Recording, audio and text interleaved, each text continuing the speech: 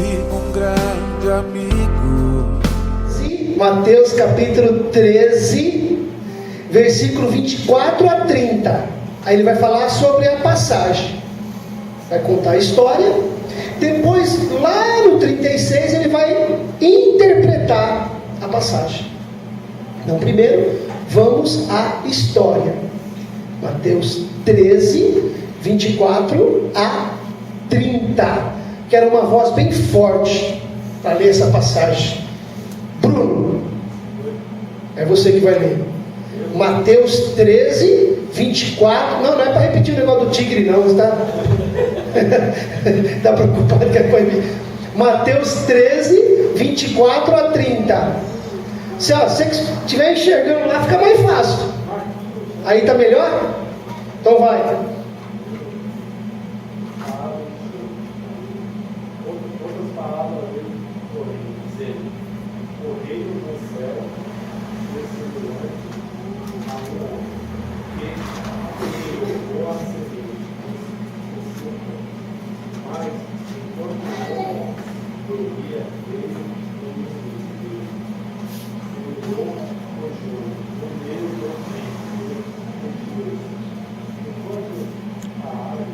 Eva,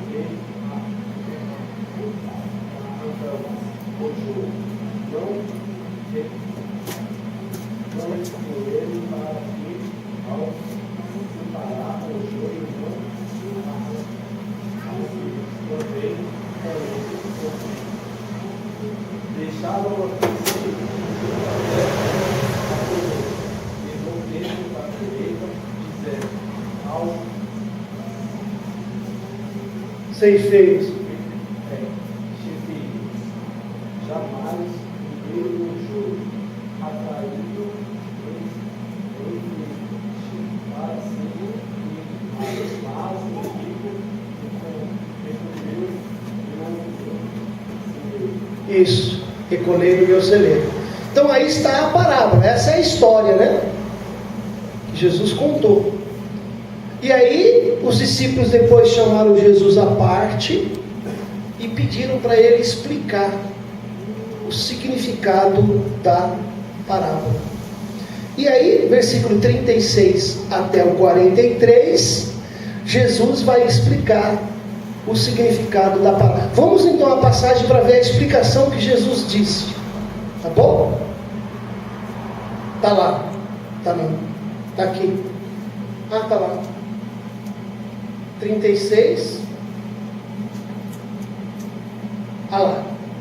Então Jesus, tendo despedido a multidão, foi para casa. E chegaram ao pé dele os seus discípulos, dizendo: explica-nos a parábola do joio do campo. Eles queriam uma explicação. E aí Jesus passa a explicar. E ele, respondendo, disse-lhes: o que semeia a boa semente é o Filho do homem. O campo é o mundo, e a boa semente são os filhos do reino, e o joio são os filhos do maligno. O inimigo que o semeou é o diabo, e a ceifa é o fim do mundo, e os ceifeiros são os anjos. Assim como o joio é colhido queimado no fogo, assim será na consumação deste mundo. Mandará o Filho do Homem os seus anjos, e eles colherão do seu reino tudo o que causa escândalo, os que cometem iniquidade, e lançá-los-ão na fornalha de fogo. Ali haverá pranto e ranger de dentes. Então os justos resplandecerão como o sol no reino do seu Pai. Quem tem ouvidos para ouvir, ouça. Aí. Então não há o que pregar, né? Na verdade, a pregação é a própria Bíblia, né, irmãos? O que cabe a gente aqui é fazer alguns comentários do que isso pode significar para a nossa vida. Jesus estava no mar da Galileia, porque ajuntou muita gente, e ele então pegou um barco e ficou em cima da água do barco, ensinando as pessoas que estavam na terra. A primeira coisa que ele ensinou foi a respeito da parábola do semeador. Está logo no início do capítulo 13. Ele falou sobre a parábola do semeador. O semeador saiu a semear, uma parte da semente caiu no meio do caminho, a outra caiu no meio das pedras, e ele contou aquela parábola do semeador. Em seguida, ele vai e conta esta parábola. As pessoas que estão ali para ouvir são as mesmas que ouviram a primeira. Então, por que Jesus contou a primeira parábola? Eu expliquei para alguns irmãos sobre isso já. Havia diferentes tipos de pessoas ali, acompanhando Jesus. E quando Jesus olhou para aqueles tipos diferentes de pessoas, ele contou a respeito da parábola de tipos diferentes de solo. Beira do caminho, no meio das pedras, entre os espinhos e numa terra boa. Passada essa parábola, agora ele vem contar a respeito de dois tipos de semente. Ele vem falar da boa semente, que é chamada o trigo, e ele vem falar também da semente maligna, que é chamada o joio. Naquela época já existiam várias leis de proteção aos plantadores. Por quê? Porque existiam aquelas pessoas que queriam prejudicar o agricultor vizinho. Então, enquanto o agricultor vizinho estava dormindo, pulava a cerca, ia lá e fazia com que a lavoura daquele lá ficasse imprestável, plantando ervas daninhas no meio da lavoura. Então foi preciso o Império Romano criar leis de proteção para os agricultores. Jesus está ali na sua nação, porém debaixo do poder do Império Romano. Nós não podemos esquecer isso. E Jesus vai falar justamente de uma situação que desobedeceu a lei do Império Romano. Qual é a situação? A situação é clara. Alguém aproveita que os trabalhadores estão dormindo, ou seja, na calada da noite, não é na semana.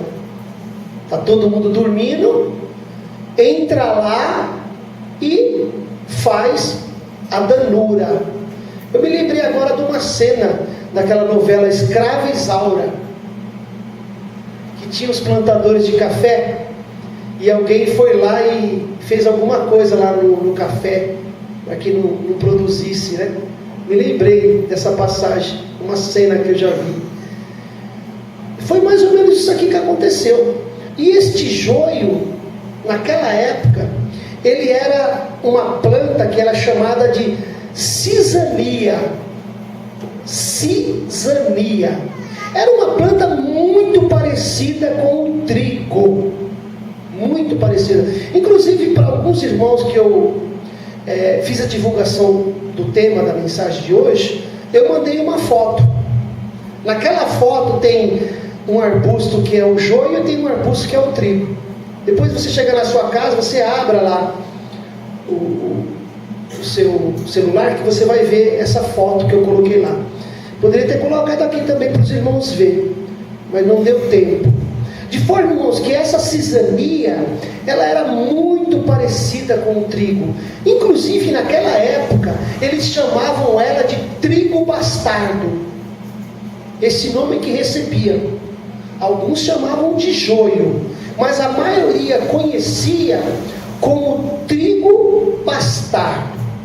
E qual era a forma de identificar um e o outro. No início da plantação, não tinha como identificar. Elas cresciam muito parecidas. Por exemplo, vamos pensar aqui num agricultor ali, que é o irmão Leônidas. Tu põe uma rama de mandioca branca no solo e põe uma rama de mandioca amarela. Dá para identificar qual é qual? Só quando arrancar, não é? E quando ela estiver crescendo, qual que é qual? Ninguém sabe, não é? Tá aí, ó. O irmão conhece, tá vendo? Então, lá em Minas você tem 2 pés de mandioca, um é branco e outro é amarelo. Como é que você vai saber? Só quando você tirar a raiz que você vai saber. De olhar na casca eu já sei qual que é a amarela e qual que é a branca. A amarela, a casca é mais dura, mais escura, mais grossa.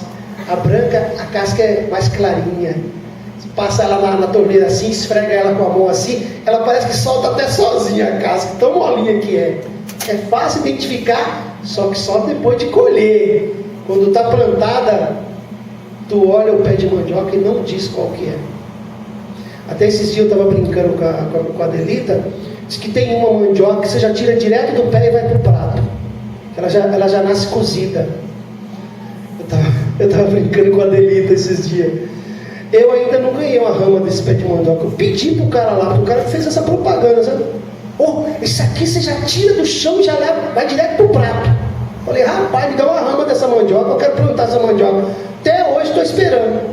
Eu acho que era papo furado, viu, irmão? Ele estava querendo vender a rama para mim, como eu não quis comprar, ele não deu.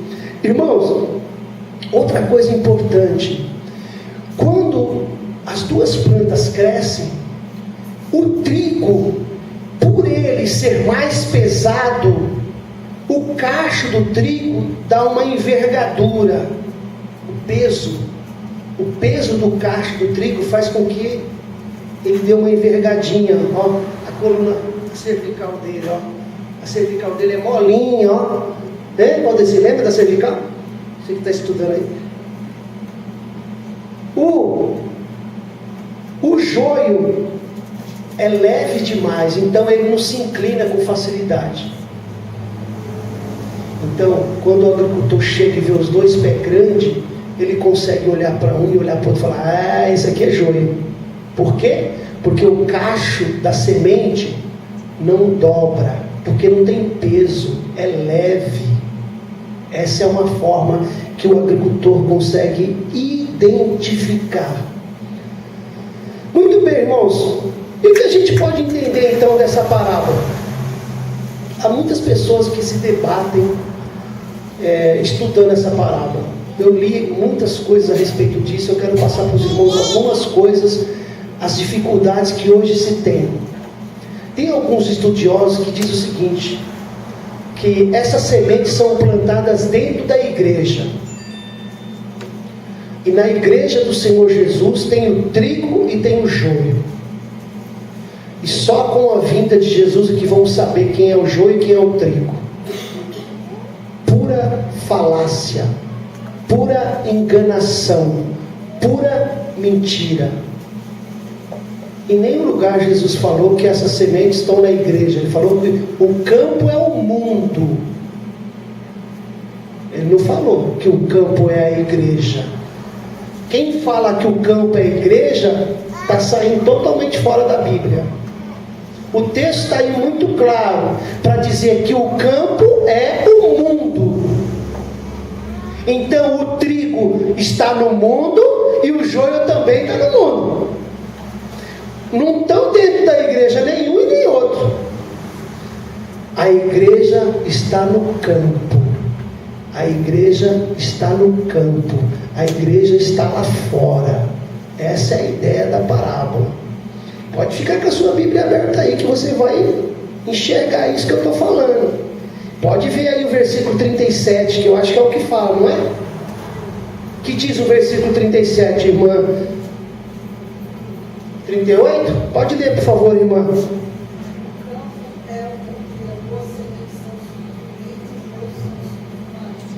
Muito bem, olha lá, o campo é o mundo. Então o campo não é a igreja. estão querendo pregar por aí. Agora, veja que errôneo que é dizer que o campo é a igreja. A boa semente são os filhos do reino, e o joio são os filhos do maligno. Quer dizer que, então, os filhos do maligno estão dentro da igreja, junto com os filhos do reino. Não tem sentido isso.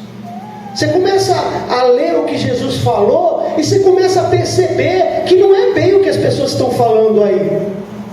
A gente precisa ter que tomar cuidado, irmãos, com aquilo que Jesus ensinou. Jesus está falando aqui a respeito do reino dos céus. Ele começou logo falando sobre isso. Ele falou assim, ó, o reino dos céus é semelhante. Não é isso? No versículo 26. Foi o primeiro texto que leu. Então é o 36. O reino do céu. Oi? O 24 foi o que começou a ler. O reino. Veja aí o 24, por favor.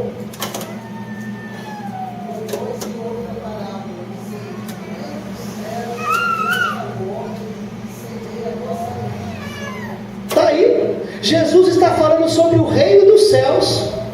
Jesus não está falando sobre a igreja. Jesus está falando sobre o plano de Deus, que nós cantamos aqui agora há pouco. O plano de Deus é arrebanhar, é juntar muitas pessoas que vão fazer parte do seu reino. A igreja faz parte desse reino, mas a igreja não é o reino. O reino dos céus, por exemplo, há muitas pessoas antes da existência da igreja que já fazem parte do reino dos céus. Antes do início da igreja, porque a igreja começou com Jesus.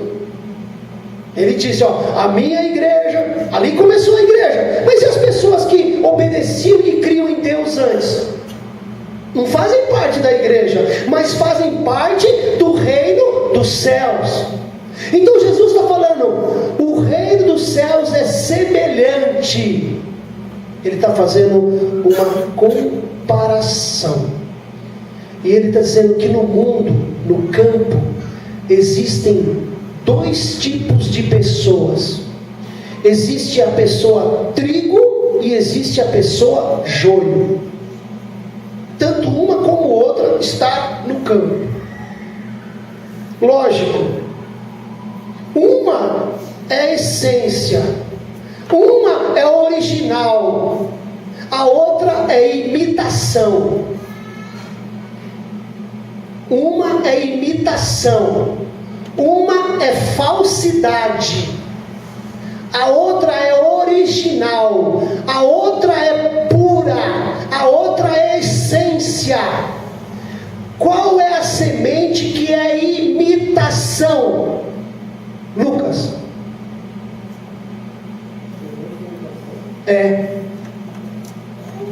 Diga assim, não sei. Muito bem, sem problema.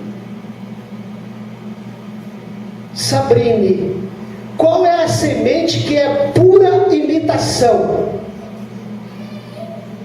O joio. Está aí a resposta. Veja, foi plantada junto com o trigo, mas não é trigo.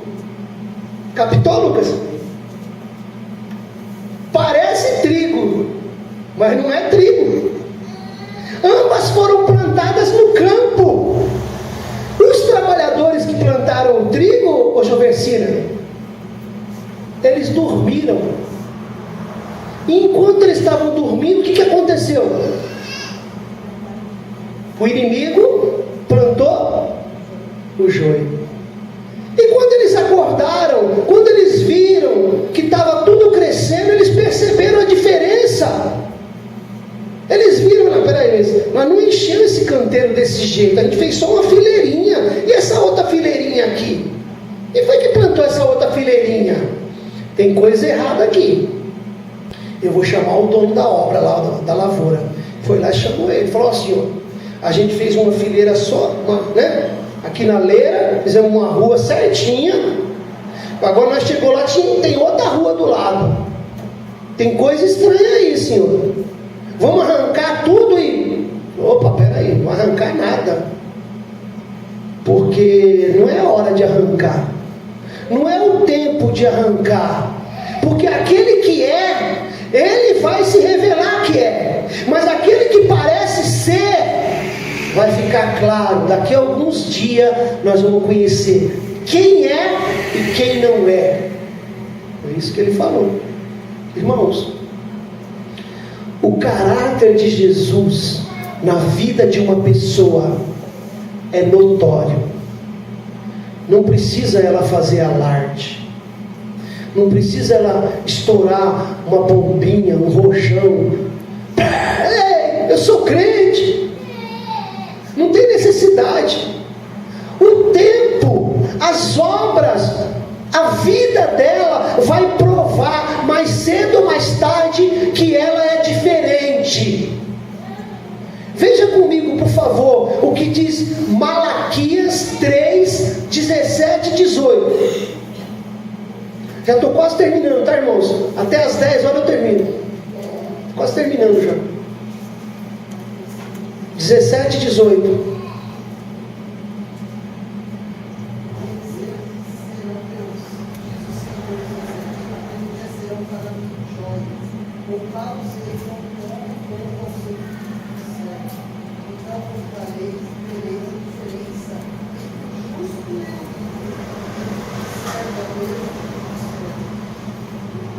Haverá um dia que vai ser provado o que é e o que não é. Esse check-up do que é verdadeiro e do que é imitação vai chegar, vai passar. Hoje, quando você vai viajar de avião, tem um lugar lá que faz tipo um raio-x da pessoa. E aí a pessoa... Eu fui viajar uns tempos atrás, até o cinto da calça eu tive que tirar. Constou lá a fivela. Ou você tem um negócio de metal aí. Eu falei, relógio, é no cinto. Você tem que tirar o cinto. Eu tirei o cinto, na hora que eu estou tirando o cinto, aí bate buscar a calça. Estou brincando, irmãos. Veja só o raio-x que hoje passa nos aeroportos. Esse check-up que Jesus está falando aqui, ó, vai acontecer. A boa semente foi plantada por Deus. Já o joio, que foi o maligno que plantou, o dia está chegando. O trigo é a semente do céu, é a semente de Deus. O joio é a semente da terra, é a semente do maligno. O dia dela está chegando. Agora deixa eu falar uma coisa para você. E como que a gente vai identificar? Eu vou dizer para você que tem uma forma da gente saber. Deus conhece quem é trigo e quem é joio, mas tem uma outra pessoa que conhece. Não é o pastor. Tem uma pessoa que conhece. Não é sua mãe, nem seu pai. Deus conhece, mas tem mais uma pessoa que conhece. Não é o diabo. Não é o diabo. O diabo pode saber, mas dentro de nós ele não conhece. Dentro de nós ele não conhece. Então, essa pessoa conhece o que está dentro. Deus conhece quem é joio e quem é trigo, mas tem mais uma pessoa que conhece, Gerson. Exatamente. Você sabe se você é do trigo ou se é do joio. Você sabe se você está servindo a Deus ou se você não está servindo. Você sabe se você está insistindo no erro ou se você está se livrando do erro. Não é verdade, Lucas? Não é verdade, Gerson? Você sabe. Quando você olha no espelho, você sabe muito bem que aquele camarada está fazendo de errado, não sabe, Francisco? Você olha para ele e você bota o dedo para ele assim, ó, para aquele camarada lá no espelho. Ricardo, eu sei o que você fez no verão passado. Ricardo, eu sei o que você tem feito da sua vida. Você olha para ele e você sabe. Deus conhece, mas você também conhece. Então, irmão, não tem como a gente se enganar. Nós não temos capacidade e recurso para ficar identificando quem é joio e quem é trigo. Nós não temos. Ninguém aqui pode apontar o dedo ou levantar uma voz e dizer assim: você é joio. Ninguém aqui tem esse poder, porque nós não conhecemos a vida do outro. Agora a Bíblia está dizendo que vai chegar o dia em que vai ser revelado. O trigo vai ser recolhido pelos ceifeiros. E o texto aí, capítulo 13, versículo 38, fala que os ceifeiros são os anjos. Não é isso, Mantronis? É o 39 agora? O 39 fala que os ceifeiros são os anjos, que vão vir recolher o trigo. E diz também que o joio vai ser recolhido num molho e ser queimado. Enquanto que uma semente presta para alimentar multidões. Você sabe que o trigo é caríssimo. O trigo que a gente usa aqui no Brasil para fazer pão vem da Argentina, para você ter uma ideia. Por que você acha que o pãozinho é caro? O trigo é caro, vem de fora. O trigo presta para muito. Agora essa cisania, esse joio, isso é uma erva daninha. Se a pessoa fizer aquilo ali e for fazer alguma coisa para comer, ela morre envenenada. Então o trigo, irmãos, é uma pessoa que produz vida para outras pessoas. Essa é a semente da vida. Eu não sei, meus irmãos, se eu ou você, alguém já teve alguma desilusão dentro da casa do Senhor. Não sei se com um pastor, com um diácono, com a pastora, com a esposa do diácono, um evangelista. Eu não sei se teve alguma diferença e isso causou dentro de você um vazio muito grande e você não consegue mais se dedicar à obra de Deus por causa disso, porque você está sempre olhando e sempre lembrando daquela pessoa que não está entravado assim, ó. Sabe aquele espinho de peixe que você, o negócio fica travado aqui? Isso está impedindo você de avançar, está impedindo você de progredir na vida cristã. Eu não sei, eu não posso dizer, porque eu não conheço. Alguém mentiu para você, e você tem feito disso um estupim, tem feito disso um motivo para você não servir a Deus. Cuidado, você dará conta de você mesmo. Ainda que alguém tenha usado de malandragem com você, mas é você que vai dar conta de você. Não vai adiantar naquele dia olhar e falar: mas foi por causa de fulano, foi por causa de Beltrano, foi por causa de Cicrano. A nossa vida pessoal é nós e Deus. Nós sabemos se nós temos servido de trigo ou de joio. Trigo é trigo, joio é joio. Não tem comparação, não tem mistura. O amor de Jesus foi demonstrado de forma incondicional, para que todos aqueles que creiam nele não pereçam, mas tenham a vida eterna. E é esse amor que foi oferecido para nós, mas não é para a gente viver na imitação, na falsidade. É para a gente viver na verdade, na essência, como tal o trigo é. Está chegando o dia em que as duas plantações serão recolhidas. Uma delas com destino proveitoso. Os anjos levarão para o seio do Pai.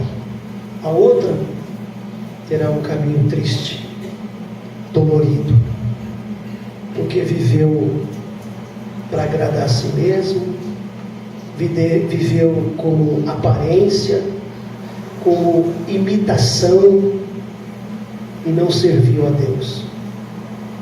Irmãos, a parábola nos demonstra que hoje é o tempo. O trigo vai ser sempre trigo e o joio vai ser sempre joio. Mas se uma pessoa já foi ladrão, prostituto, mentiroso, safado, pilantra, ele pode se converter a Deus. Ele pode entregar sua vida a Jesus e ter o seu destino alterado e mudado. É possível. Com Jesus é possível. Por isso eu quero dar oportunidade para você. Eu não conheço você. Como eu falei aqui, só Deus conhece e você mesmo sabe. Curve a sua cabeça, eu quero orar com você. Eu quero dar a oportunidade para você entregar a sua vida como homem de Deus, como mulher de Deus, que você decide servir ao único e verdadeiro Deus na sua vida. Você decide a partir de hoje que você vai ser trigo, que você vai servir para alimentar as nações, que Deus vai usar a sua vida para abençoar a vida de outras pessoas. Você decide agora, hoje, entregar a sua vida para Jesus. Jesus.